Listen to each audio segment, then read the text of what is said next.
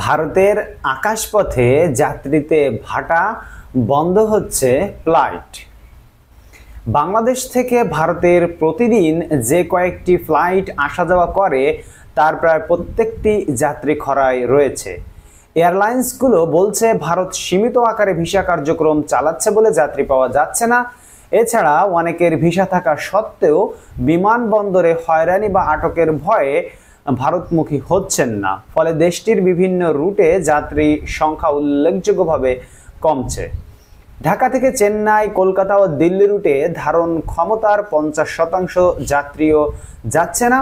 ঢাকা থেকে কলকাতা রুটের ভাড়া এয়ারলাইন্স ভেদে 12.5 থেকে 17,000 টাকা। পরিস্থিতি এতটাই ভয়াবহ যে একটি বেসরকারি এয়ারলাইন্সের ফ্লাইটে মাত্র 12 জন যাত্রী নিয়ে কলকাতায় উড়াল দিতে বাধ্য হয়েছে।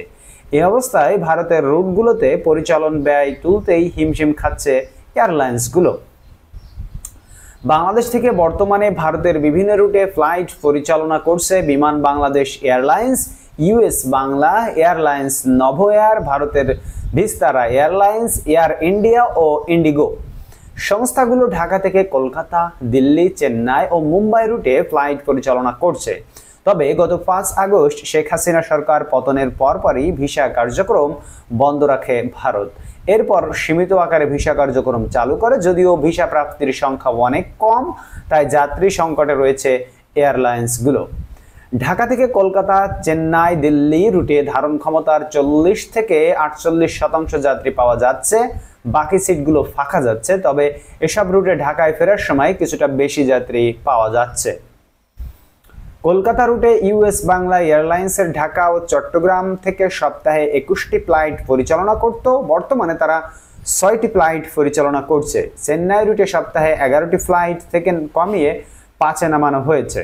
জুলাই মাসের মাঝামাঝি থেকে সেপ্টেম্বরের প্রথমার্ধ পর্যন্ত বাংলাদেশের পরিবর্তিত পরিস্থিতিতে যাত্রী সংখ্যা ক্রমাগত হ্রাস পাচ্ছে।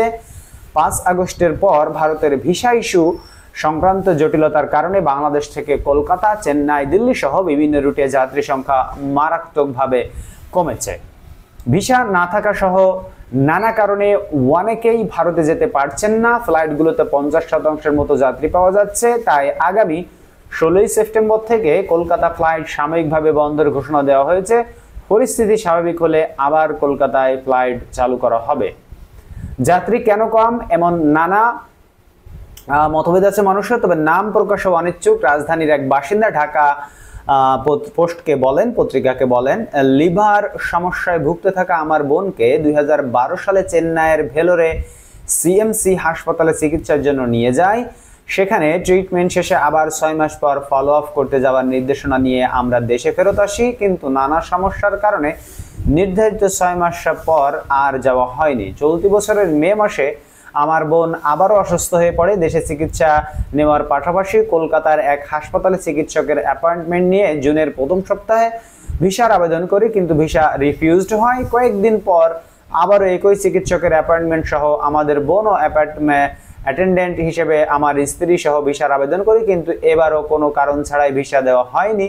তৃতীয় দফায় গত জুলাই সিএমসির পূর্বে চিকিৎসকের অ্যাপয়েন্টমেন্ট নিয়ে ভিসার আবেদন করি, ফের রিফিউজড হই। অর্থাৎ ভারত কিন্তু ভিসা দিচ্ছে না। বর্তমানে সরকার পতনের পর ভারতের ভিসা কার্যক্রম সকলে আপনারা জানেন স্থগিত রয়েছে। এরপর সীমিত পরিসরে চালু রাখে এবং তারা আস্তে আস্তে হয়তো এটাকে গতিশীল করবে। তবে শুধু এই না যে তারা ভিসা কার্যক্রম স্থগিত রেখেছে বোধহয় ইন্ডিয়াতে মানুষ কম যাচ্ছে, না, এছাড়া ইন্ডিয়াতে এখন মানুষ অনেক কম যাচ্ছে ভ্রমণ এবং চিকিৎসার ক্ষেত্রে। ধন্যবাদ সবাইকে ভিডিওটি দেখার জন্য। বন্ধুরা যে যেখান থেকে দেখছেন সকলকে অসংখ্য ধন্যবাদ। বাংলাদেশ যদি ইন্ডিয়াকে বয়কট করে ইন্ডিয়ার উপরে কি কি প্রভাব পড়বে তারই সাধারণ নমুনা আপনারা দেখতে পাচ্ছেন। গতকালকে আপনারা জানেন যে কলকাতার বিভিন্ন মার্কেটে, অর্থাৎ পশ্চিমবঙ্গর যে মার্কেটগুলো সেগুলো কিন্তু বাংলাদেশ নির্ভর, তাদের কিন্তু কোনো বেচা বিক্রি কিছুই নাই, তারা কিন্তু মুখে মাছি যাচ্ছে আর আসতেছে, সেই একটা অবস্থা। যেমনটা সেখান থেকে রিপোর্ট করেছে বিবিসি নিউজ, সেই রিপোর্টটির অনুসারে আপনাদেরকে আমি জানাচ্ছি, আমার কোনো বানানো কথা না।